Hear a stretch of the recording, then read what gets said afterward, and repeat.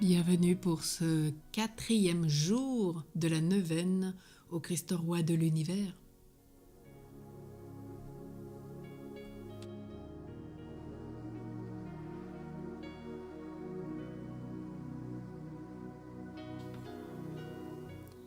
La poursuite du chemin amoureux de la croix.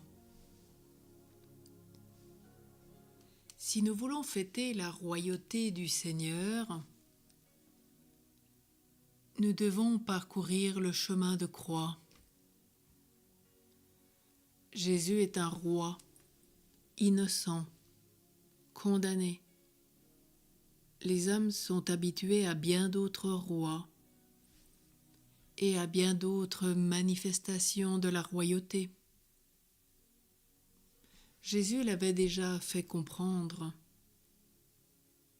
Les rois des nations païennes leur commandant maître et ceux qui exercent leur pouvoir sur elles se font appeler bienfaiteurs.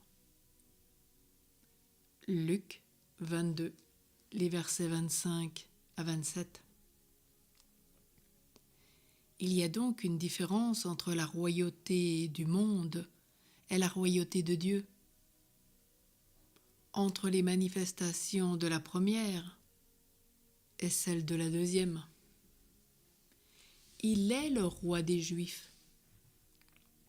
La motivation de la condamnation signifierait, dans la tête des chefs, la fin de l'absurde prétention de Jésus.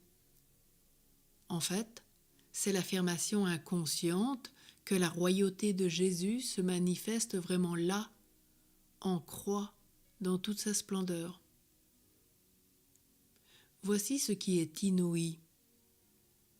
Jésus ne se sert pas de sa puissance divine pour se sauver lui-même, pour se soustraire au don entier total de lui-même. Il n'utilise pas son pouvoir pour contraindre ceux qui le refusent à admettre leur tort. Jésus s'abandonne totalement à l'apparente faiblesse de la non-violence et de l'amour. La royauté de Jésus est donc liée à la croix. Toutefois, même les aspects que nous indiquons comme la splendeur, la gloire, la victoire et la puissance ne sont pas absents. En fait, le crucifié est ressuscité, et le Fils de l'homme reviendra dans la majesté de sa gloire. Mais il agit toujours de la gloire de l'amour, du triomphe du chemin de la croix. La résurrection et le retour de Jésus sont la révélation de la splendeur et de la force victorieuse que le chemin de la croix cache. Et c'est dans cette perspective que l'on comprend l'affirmation de saint Luc, celle où le Christ crucifié et ressuscité règne déjà maintenant, aujourd'hui. Alors aide-nous, Seigneur, à marcher à ta suite, que notre attitude ressemble à la tienne. Prendre notre croix à sa suite. Celui qui accepte d'être appelé roi est celui qui va prendre sa croix et accueillir les outrages et les coups. Jésus vient rendre témoignage à la vérité. La vérité descend du ciel pour se révéler à ceux qui sont ici et ne la connaissent pas en plénitude. Ô mon Dieu, tu es notre roi, parce que tu es notre Dieu. Tu as tous les droits sur notre être. Nous le reconnaissons, nous le voulons, nous le demandons. Règne de plus en plus dans nos âmes, dans nos corps, sur notre être tout entier. Et ensemble, nous allons redire ces litanies royales.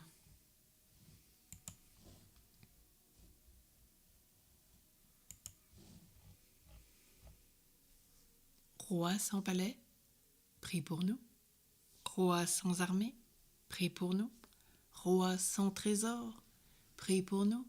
Roi d'un royaume de pauvres, prie pour nous. Roi d'un royaume de frères, prie pour nous. Roi d'un royaume de pécheurs, prie pour nous. Roi qui détruit la violence, prie pour nous. Roi qui renverse les puissances, prie pour nous. Roi qui relève ceux qui tombent, prie pour nous. Roi qui dissout les ténèbres, prie pour nous. Roi qui guérit les blessures, prie pour nous. Roi qui pardonne les péchés, prie pour nous. Roi d'humilité, prie pour nous. Roi plein de douceur, priez pour nous. Roi sur un ânon, prie pour nous. Écoute-nous, Seigneur, souviens-toi de nous, Seigneur, quand tu viendras dans ton royaume. Seigneur Jésus-Christ, notre Seigneur et notre Dieu, vérité suprême, Fils du Père, nous t'adorons, ô Roi des rois. Amen.